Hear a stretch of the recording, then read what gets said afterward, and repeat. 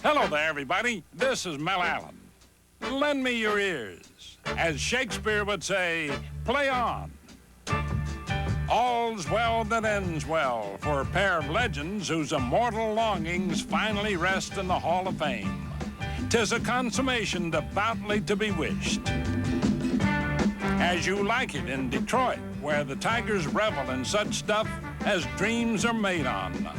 To be or not to be the champs, that is the question. Measure for measure, this minor league team outnumbers all others with a record-breaking achievement that surely age cannot wither.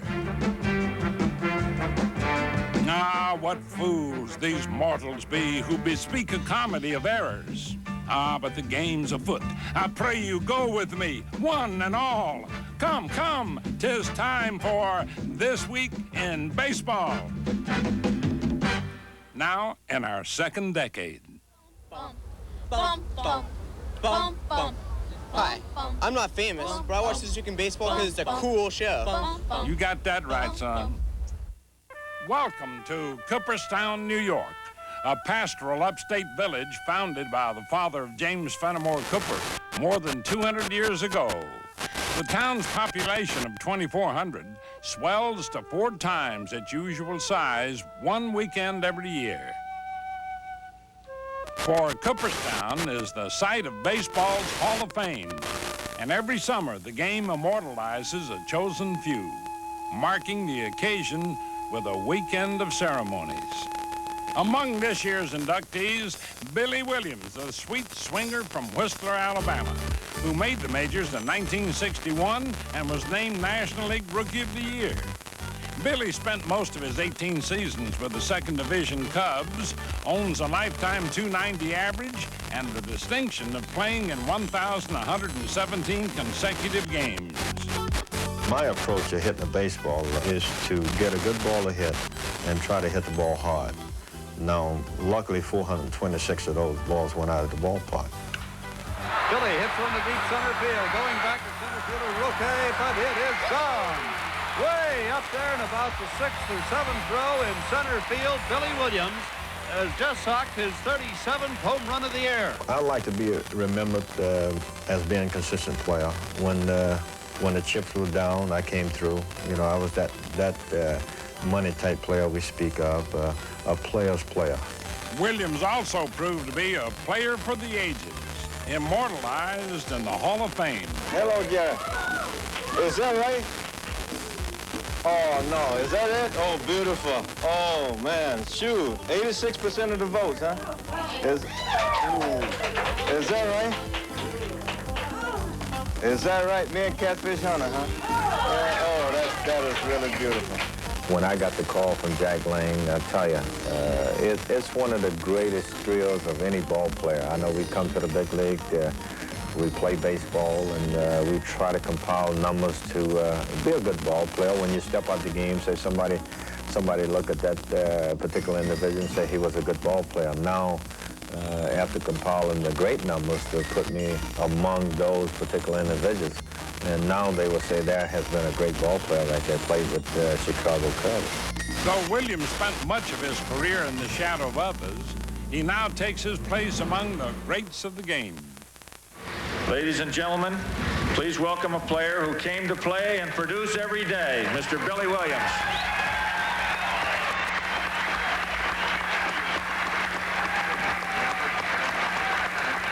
In baseball, the measurement and pinnacle will and always be election to the Baseball Hall of Fame. And now that I'm here in the Hall of Fame, I think I could say I'm one of the best. And one of the most supremely consistent players of all times. Mighty smooth and dependable, too, were the hallmark of fellow inductee Jim Catfish Hunter, who won 224 games. He also anchored 6 World Series teams. With Oakland in 1968, Hunter threw the American League's first perfect game in 46 years. A master of control, Catfish helped the A's become the league's dominant team in the early 70s, winning 20 or more games 5 straight years. But in 1973, ironically, the streak was threatened by Billy Williams, whose line drive broke Hunter's thumb in the All-Star game. That was when Dick Williams was managing. He walked out there. He says, "You're not going to pitch anymore. I don't give a damn if it's broke or not." He said, we need you during the season. And when he took me out that night, I did not go to get an X-ray. The next morning, I went to get my thumb X-rayed, and they found it was broke. With Hunter lost for a month, the world champions of 1972 looked doubtful to repeat. But Catfish came back and led the A's to a second straight title. No surprise to his teammates. When I think of Catfish, I think of a bull, someone who's strong, who just battles you, a great pitcher, great competitor, but yet the nicest gentleman as you'd ever want to meet. Hunter's best season came in 1974. That year, he won the Cy Young Award, sparked the A's to the third straight world championship. As it turned out, it was also Hunter's last season in Oakland. One of the game's first free agents, he signed with the Yankees. In New York, the glory days continued as Hunter was instrumental in raising 3 consecutive pennants, the last in 1978 when he beat the Dodgers in Game 6 of the World Series, wrapping up New York's second straight world championship. That should have been my last year, I always said, instead of 79, because I won the last game of the World Series against the Dodgers, and I said I wish that had been my last year. And I could said for the last game I pitched, I won. Ladies and gentlemen, this man was never a thrower. He was a pitcher in every sense of the word. A great pitcher with great character. Please welcome into Baseball Hall of Fame, Jim Catfish Hunter. Mr. Finley said, "Do you have a nickname?" And I said, "No, sir." He said, "Well, to play baseball, you got to have one." He says, "What do you like to do?" I said, "Hunt and fish." He said, "Well, when you were 6 years old, you ran away from home and fishing. About 4 o'clock that afternoon, your mom and dad had been looking for you all day. They found you. You caught 2 catfish, was bringing in the third." He says, "Now repeat it to me."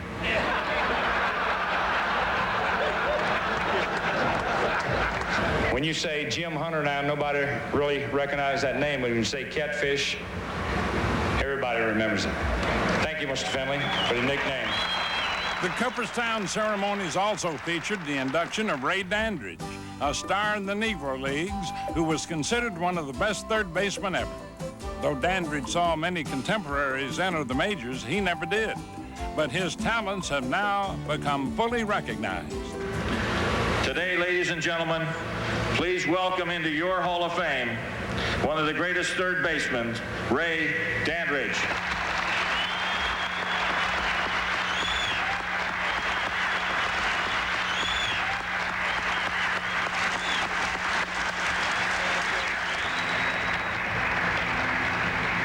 I love the game of baseball, and I hope now today look like baseball loved me. In addition to players, the Hall of Fame enshrined others for their contributions to the game, such as New York Daily News writer Jack Lang, who's covered baseball for more than 40 years. And inducted into the broadcast wing, the voice of the Cardinals, Jack Buck, who's been at the mic since 1954. Here's the pitch.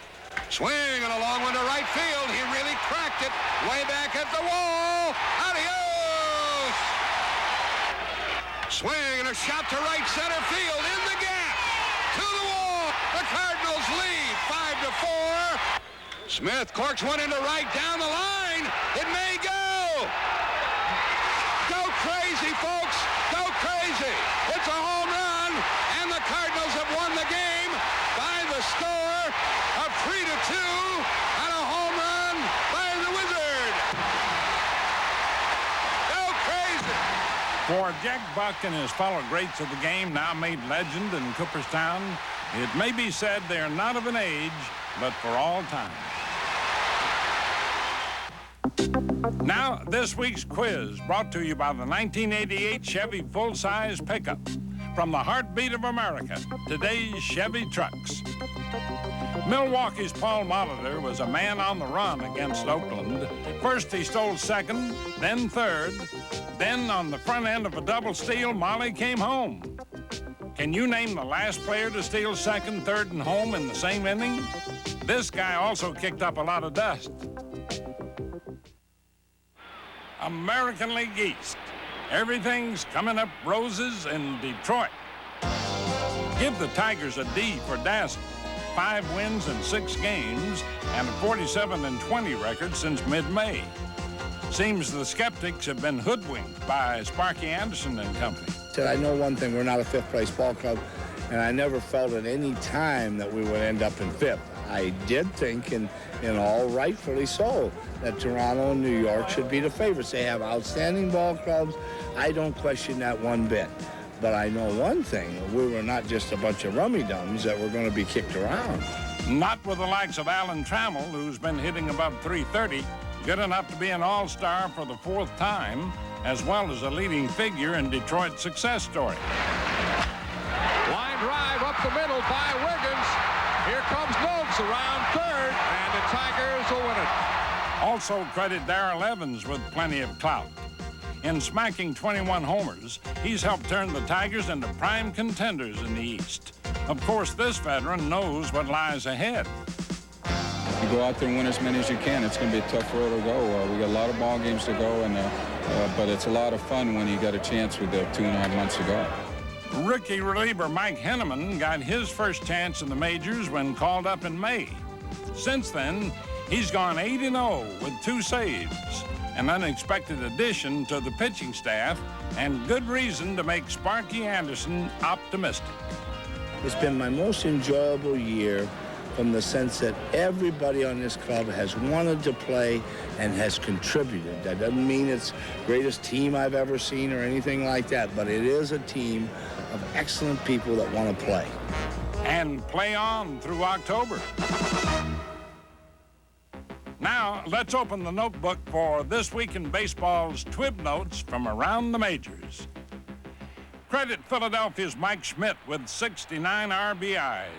Well on a pace to drive in 100 runs or more for the 9th time in his career. With this RBI against the Braves, Schmidt raised his career total to 1,454, passing Hall of Famer Eddie Matthews for the most ever by a third baseman. By the way, Schmidt recently passed Matthews on the all-time home run list as well. When Oakland's Reggie Jackson pinch hit in what could be his final career at bat in Detroit, Tiger manager Sparky Anderson brought in a right-hander, putting Jackson at an advantage and creating a little drama for Detroit fans whose team was 10 runs down. But despite the favor, Reggie fouled out. Well, thanks anyway. And thanks to the Angels, Bill Buckner has a new lease on life. He had been released by the Red Sox, but then signed with California. And in his debut, collected 3 hits and 2 RBIs to help beat Oakland and snap an Angel 4-game losing streak. Some homecoming for the native son who broke in with the Dodgers in 1970. You know, sometimes rookie league teams can be the laughingstock of the minors, but not so for this team bent on making baseball history. All you have to do for the rest of the game is bear down. Okay, bear down.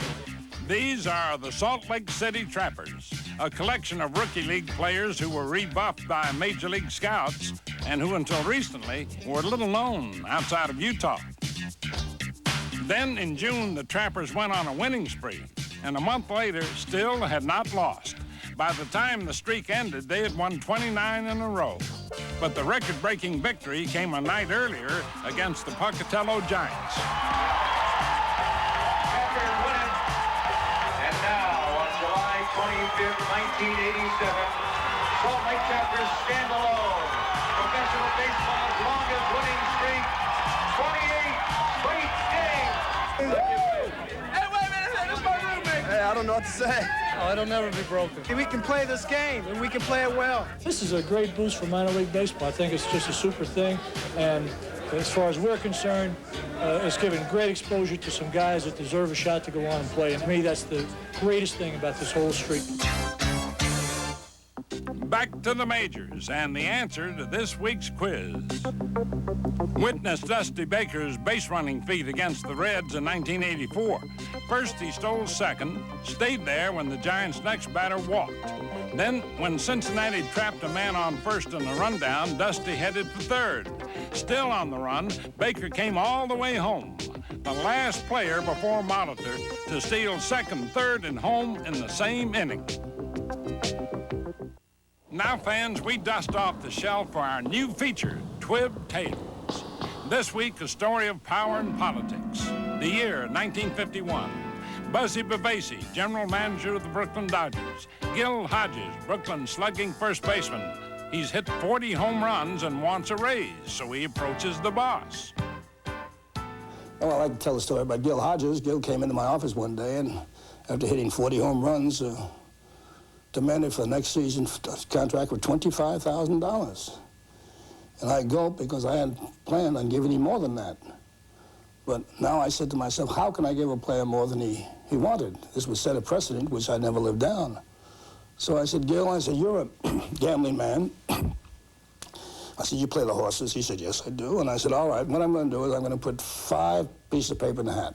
And one piece will be 23,000, another 24, 25, 26, and 27. Now, with a 3 pieces of paper in there where you get what you want or more, and only 2 that you get less. He said, that's a good gamble. So I put him in a hat, and he picked out one that was 27,000. To this day, Gil Hodges looking down on me, thinking he put one over on me. They're all 27,000. But I couldn't tell him that I was going to give him more than he asked for. The moral is, ask and you shall receive. That is, unless the glove practices to deceive. Oh no, a stranded glove without a hand. This I simply cannot understand. Even worse, the ball is committing treason. Now, what I ask could be the reason.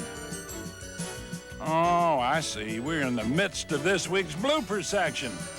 Time to divert ourselves with plays of imperfection. Laugh. Laugh, for fun is best. 'Tis relief from all the rest.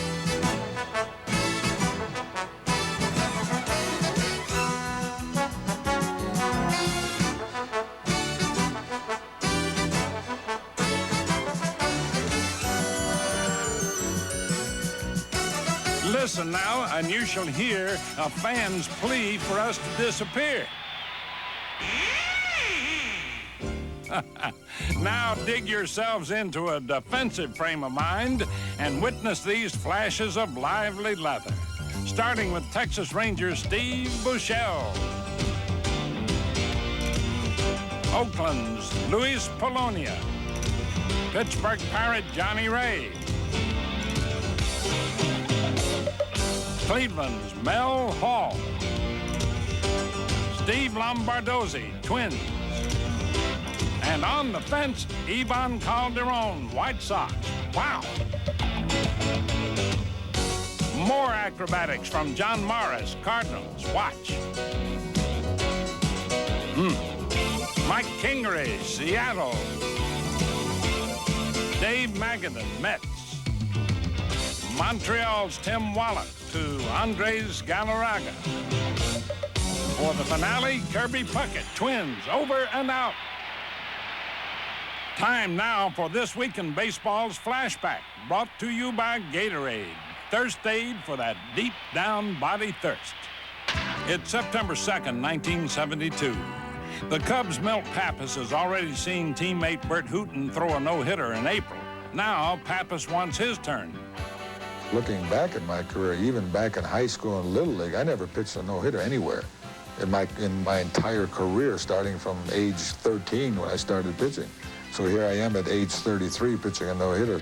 In fact, Pappas is bidding to become the 3rd National Leaguer ever to throw a perfect game.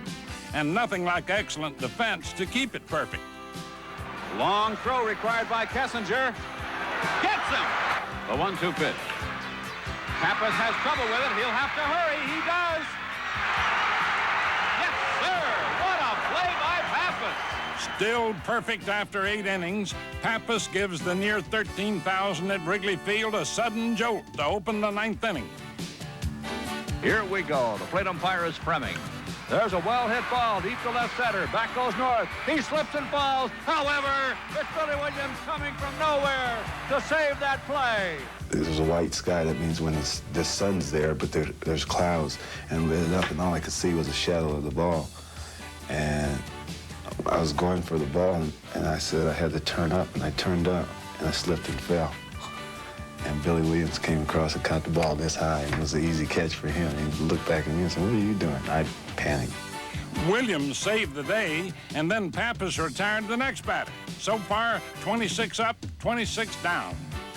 I had 1 ball and 2 strikes on the 27th hitter, and then Bruce Fremming, the umpire, proceeded to blow 3 straight calls. Perfect game on the line. No hitter on the line. It's a ball, and Pappas is enraged. Ball 4. There goes the perfect game. The no-hitter is still intact. Fremming, the umpire, walks out. He knows what's on the line here. He knows how important this is. He has his job to do. He called it as he saw it. There's a high fly ball. Short right, should be caught. Panzone's out there on the grass. He has it. It's a no-hitter for Pappas. How many chances do you get? That was my one chance. You know, probably I feel fortunate that I did have the fact of doing that, but there was only 10 before that, so there hasn't been a lot of perfect games. Though perfection eluded Pappas, the no-hitter didn't. And that's all for now, folks. See you next week on This Week in Baseball.